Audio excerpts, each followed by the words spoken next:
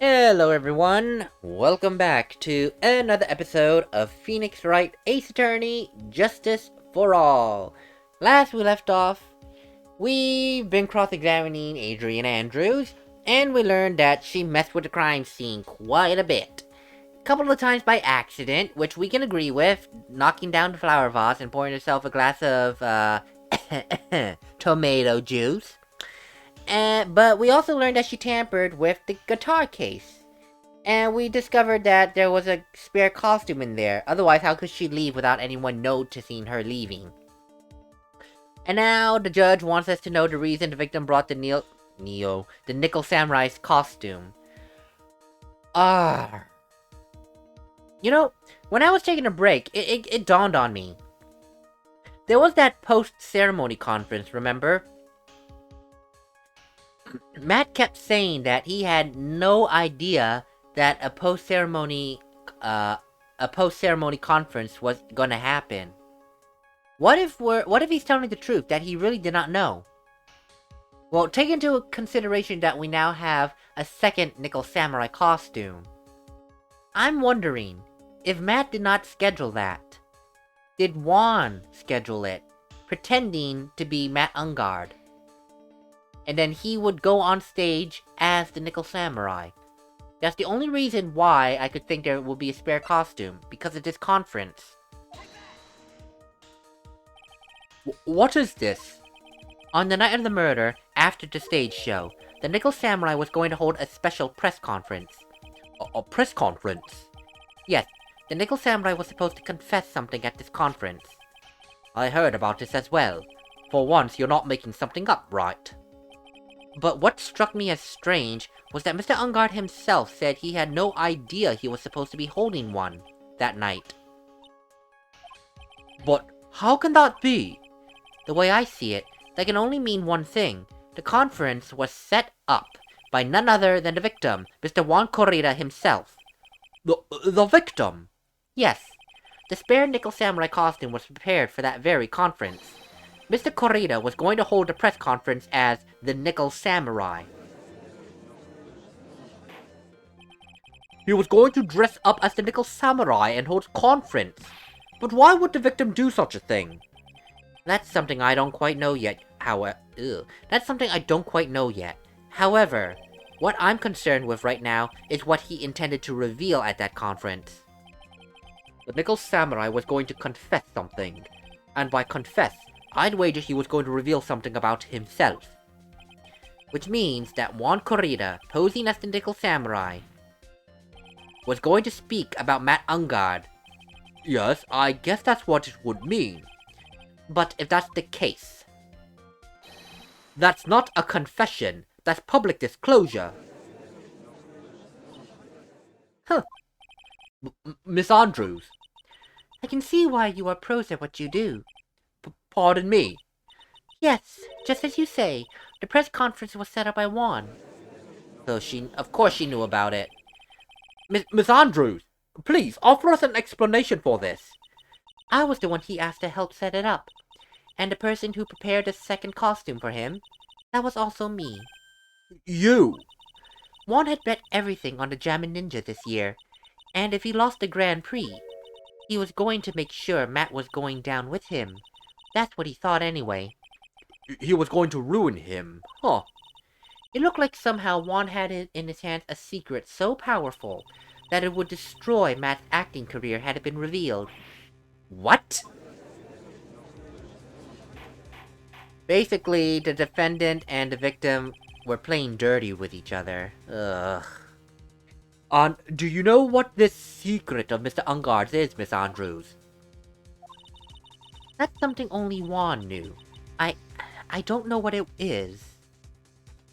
Where's my mouse again? There we go. Oh, I see.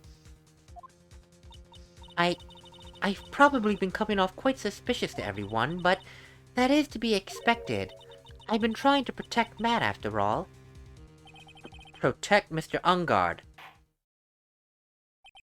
And yet again, another strange bit of truth comes to light, it seems. Miss Andrews, if you could, please tell us the truth about your behavior. Yes, Your Honor. I understand. What is she gonna say now? From the moment I saw the crime scene, I had a feeling that Matt was the murderer. Matt had to kill Juan no matter what, and he didn't have an alibi for what he was doing at the time of the murder. My thoughts were confirmed by the evidence, of course, the button and the knife. But I'm Matt's manager, so I felt I had to protect him.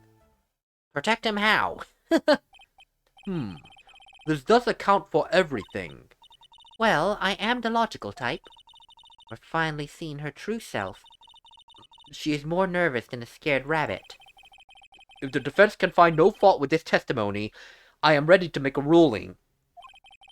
Please keep that in mind as you cross-examine Mr. Wright. Looks like somehow everything has swung to the opposite end of the scale again. That just means I had to put my weight into this and turn her logic upside down. Trying to crack this little thing. From the moment I saw the crime scene, I had a feeling that Matt was the murderer. Would you say that was your intuition speaking to you? Oh, don't confuse my methods of reasoning with your own. Look, if you want to prove that someone did something, you need 3 things. 3 things. A motive, an opportunity to commit the crime, and finally, decisive evidence. And if you think these 3 things through, the answer becomes clear. You should have already known that, Phoenix. They didn't teach that to us in school. At least not from what I remember. May I continue now? Matt had to kill Juan no matter what. So, would you say this need came from the press conference? Yes. Do you know why Juan chose that event and that hotel for the conference? Because that was when he could cause the most damage to the public's beloved Matt Ungard. And you knew of this plan, didn't you, Miss Andrews? Yes. Because I was the one who set up the conference and prepared the costume. But I'm sure Mr. Ungard himself didn't know anything about it. Oh, really? Can you show me any proof that he didn't know about the press conference? Anyway, the important thing here is that this information was not in your testimony. Yes, I agree. Miss Andrews, please correct your testimony if you please. Grasping at straws now, are we, Mr. Wright?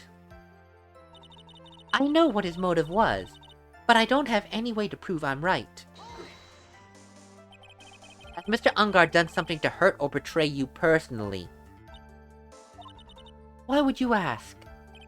You were the one who helped Mr. Corrida with his press conference, and that event was supposed to bring down Mr. Ungard, yet you still helped out. The person on trial right now is Mr. Ungard, Wright. What the witness was thinking, helping the victim with this plan, is none of our concern. In any case, this means the defendant had a motive to kill. Why do I keep doing this to myself? And he didn't have an alibi for what he was doing at the time of the murder. That is not what I wanted.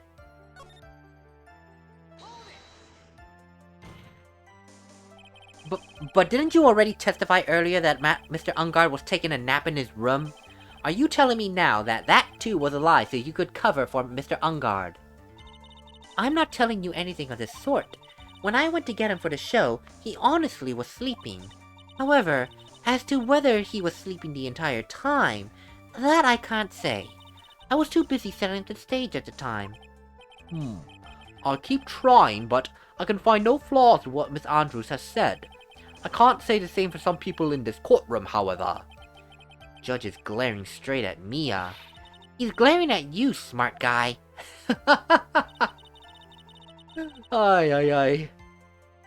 My thoughts were confirmed by the evidence, of course. The button and knife. You can hardly call the knife decisive evidence. The fingerprints on the knife could very well be a clever camouflage. Then, what about the button? The button. It's clear from the crime scene that the victim and his murderer fought, and during the fight, the killer ripped the button from the Jammin' Ninja's costume. You're talking about this button, correct? That button was found in the pleats of Matt Sakama, correct? I would think that makes very decisive evidence. Looks like you were outfoxed again, Mr. Wright. Anyway, the knife doesn't prove a thing. Please fix your testimony. I can't stand the sight of a man who can't gracefully accept his defeat. Thank goodness Mia can still look at me. With an icy stare, yes. Miss Andrews, for Mr. Wright's sake, please add this information to your testimony.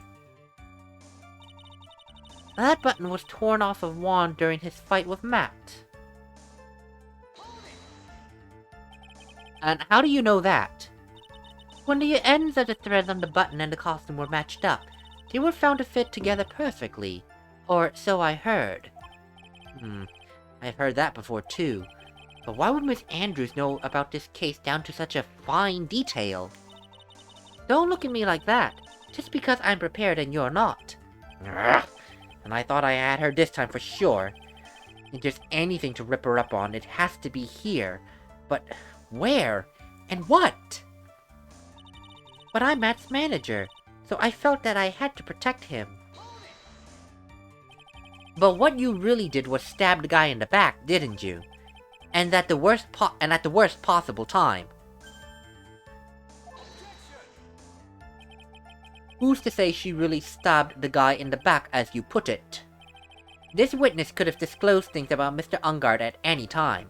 Why then would she wait until there was a large audience before doing so? It's the same reason why Mr. Corrida planned such an elaborate conference. Miss Andrews wanted to cause Mr. Ungard as much damage as she possibly could. This witness bears ill will towards the defendant. This isn't the Phoenix Wright wax philosophical power hour. And please, stop slandering the witness. As I expected, Miss Andrews' testimony seems pretty solid. Really? Because to me it sounded a little wishy-washy. Wishy-washy? Well, I guess we'll see if I press a little more. You should know this by now, but you'll need strong, decisive evidence to make her talk. Got it, Chief. I'm gonna pin you down this time, Miss Andrews. That is true. The button was torn off of Juan during his fight with Matt. Wait a minute. It was torn off during the fight. During the fight signifies that Juan was still alive when it was torn off. He was still alive when it was torn off. So then how is there blood on the button itself? Because remember, Juan was stabbed after he was killed. So if the button fell off during the fight, no blood was spilled yet. Miss Andrews, that is not true. The button wasn't torn off during the fight. With the blood stain on it, it indicates it was torn off after the fight, after the stab, which it was torn off after Juan's body was stabbed. Never mind, I lied. Oh, God help me here. That button was torn off of Juan during his fight with Matt. Is it the autopsy report? Because I know the autopsy report talks about him being strangled and stabbed. Would it be here then? Because it said he was strangled and then stabbed. Okay, yeah, it was that, yes. I knew it had to be something along the lines of how he died. It wasn't... Yeah, I was right, I just presented the wrong evidence. This is the victim's autopsy report. It clearly states the cause of death was strangulation by scarf. Strangulation? The knife stab to the victim was done after the victim had already died. On what does this mean? Let's examine the evidence. This button has the victim's blood on it, true. It would mean it was ripped off the costume when? After the knife was stabbed into the victim. Exactly, which means it's impossible that this button was torn off during the victim's final struggle, because the victim was strangled to death in that fight. That's right, Miss Andrews. There is no way this button was ripped off during the struggle. This button was consciously pulled off of the victim's already dead body. Order! What is the meaning of this, Wright? So what if the button was torn off of the body after the victim had already died? What does that change? Let me ask you one simple question, Mr. Edgeworth. Why was the button torn off? What purpose does that serve? What purpose? We now know this button was not torn off during the fight, so the murderer took the time and effort to purposefully rip this from the victim's body. That would mean the murderer had something in mind, wouldn't it? Mr. Wright, does this mean you know what the murderer wanted to do with this button? What was it? To pin the crime on Ungar. To have a memento of the crime. Oh my god. What is this? The clown from It? just cut off fingers for mementos of his murder? No, this isn't It. This is just to pin the crime on Matt. There is only one logical reason for doing something like that. It was to pin the crime on Mr. Ungard. There's no way anyone will put a bloody button in their own pants. That's right. Mr. Ungard was set up by the real killer. And the real murderer is... Well, Mr. Wright, who in the world is the real killer? Finally. I can't believe I managed to bring this trial all the way up to this point. Phoenix, you can't let your guard down yet. Not until the very end. The real killer, the person who planned to frame Mr. Ungard, is... Everything points to her. Everything points to Why is the game being so slow every now and then? Anyway, everything points to Adrian Andrews. Who would know which knife to use? Who would know about the costume to lead the scene of the crime? Who has the time and ability to take to stab the corpse, take a bloody button, and put it in Matt's pants? It all points to her. But my question then is, did she really strangle Juan Corrida? Could she strangle him? Because there was clearly a struggle. I would imagine that Juan would win against Adrian Andrews. Unless he just got stupid unlucky. But she even admitted she's a small, demure woman, and Juan is like a big guy. I can't imagine him being strangled to death by her. But that's all we have to go on. Who knows? Stranger things have happened, honestly. Miss Adrian Andrews, I choose you! I choose you, Adrian Andrews! Lie attack! Pokemon. You are Mr. Corrida's killer. What? Order! But Mr. Wright, this is a very grave matter. Do you have any evidence to support your charge? Any evidence? Any evidence? All of the evidence points to Miss Andrews. Well, how preposterous! You can't stick any of that on me! I can't, can I? Would you care to test me?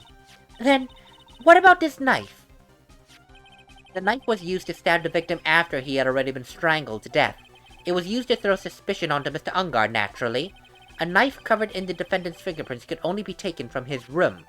And the only one who had dinner with him and knew which knife to take was you. Then, what about the button that was found in Matsukama?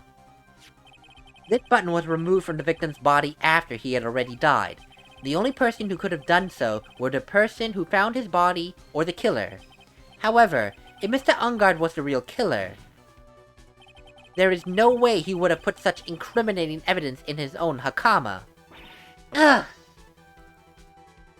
Man, she's going through glasses like glasses of wine.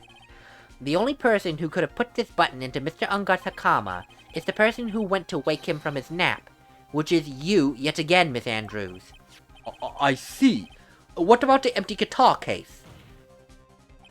That is also another piece of evidence that incriminates Miss Andrews. The costume was used to hide the real killer's identity as they fled the crime scene. Now, who could have known that there was just such a costume inside the guitar case? It could only have been the person who prepared the costume for the victim. And that person is you, Miss Adrian Andrews. No! But Miss Andrews' fingerprints were nowhere to be found on the guitar case, and it was you who proved she was not wearing gloves at the time. That's right. It doesn't matter. It's because she didn't intend on leaving any prints. If anyone had found out she had touched the case, they would have asked her why. So to avoid leaving any prints, she used something like a towel or of some sort to open it. But the glass of tomato juice is a different story. Miss Andrews purposefully left her fingerprints on the glass to show that, yes indeed, she was the classic dazed discoverer of a dead body. And to top it all off, there is this photo. A photo of the killer as they exited the crime scene. No reasonable person on Earth could believe this nickel samurai is Mr. Ungard. He would have been much too short for his own costume if it was him. Speaking of how tall people are, Miss Andrews, you're also kind of short in stature, are you not? Please, stop. Well, how about it, Miss Andrews? I got her this time. Miss Andrews? I refuse to testify. What was that? There is a law. It says that I can't be forced to testify about something if it can incriminate me. She's pleading the fifth? Well, yes. You are absolutely correct, Miss Andrews. The law does provide us with a way to avoid self-incrimination, by allowing a witness to not testify if the testimony can cause damage to themselves. So did she really actually commit the murder? And now she's using the fifth to avoid testifying against that, to avoid testifying to that fact. What? What? Pleading the fifth is not something most people would think to do on the spot. For those of you who don't know, pleading the fifth means invoking the Fifth Amendment, where you have the right, when you're a witness, to not testify about something that could incriminate yourself. Like, for example, what you testify could go into you being convicted as a robber. You have a right to not say anything so you don't accuse yourself as being a robber. The law protects you against that, from that. Actually, thinking back to yesterday in Mr. Ungard's room. Adrian Andrews! Yes? Think hard about what we just discussed. Understood? Alright. Oh, don't tell me. That's it. That's when Francisca planted this idea into her head. She must have told Miss Andrews to not testify if things looked bad. You did a good job proving everything up to this point, Phoenix. But there's still one thing you haven't done. Something I haven't done? What's wrong, Wright? Are you finished already? Run out of evidence? What is so humorous, Mr. Edgeworth? I'm sure you realize this as well, Your Honor. But everything the good lawyer here has proven up to this point is meaningless. What? Everything you have proven is circumstantial. Circumstantial. Yes, circumstantial. You have yet to provide a single piece of definitive proof. Damn it, he's right. We have enough circumstantial evidence to make the idea that she murdered Matt Ungard. But there is nothing that specifically says she murdered him. We only have evidence that dances around the issue. Proof that Miss Andrews did in fact harbor a wish to murder Mr. Corrida. Miss Andrews, did you want to kill Mr. Corrida? I believe this may lead to me incriminating myself, so I will abstain from answering. But Miss Andrews, if you do that, it will be the same as admitting your guilt, don't you think? Maybe so, or maybe not. There is nothing to prove it either way. Besides, you don't even know what crime I would be guilty of due to my silence. That's true. And that is true in real life too. If a witness chooses to invoke the Fifth Amendment, it is not an implication of guilt. The court cannot use that to say that it is implied guilt. All it says is the witness is invoking their right to not say a word because it might damage them in court. It's their right. No, she's taking that defiant attitude again. Mia, what should we do? Somehow, we landed in the worst possible situation. I think we have reached a certain conclusion at this point in time. Miss Adrian Andrews has refused to testify, and the defense's theory that she's the actual murderer has not been fully substantiated with solid, definitive proof. But that's not true! In this situation, there is only one thing this court can do, and that is to declare a recess. Recess? I request that both the prosecution and the defense look further into this matter. And at tomorrow's trial... Tomorrow? We don't have a tomorrow! If we don't get a not guilty verdict today, then... Please wait, Your Honor. That's not necessary. Well, that may not be necessary for you, but I think it's very necessary for me to take another break. Only because it is now 11 at night, and at my house, that's when everyone starts going to bed. So I can't exactly, in good conscience, keep on keeping on. So I'm just going to save it here and call it an end of this episode. Call an end to this episode. Wow, that was terrible. Later, everyone.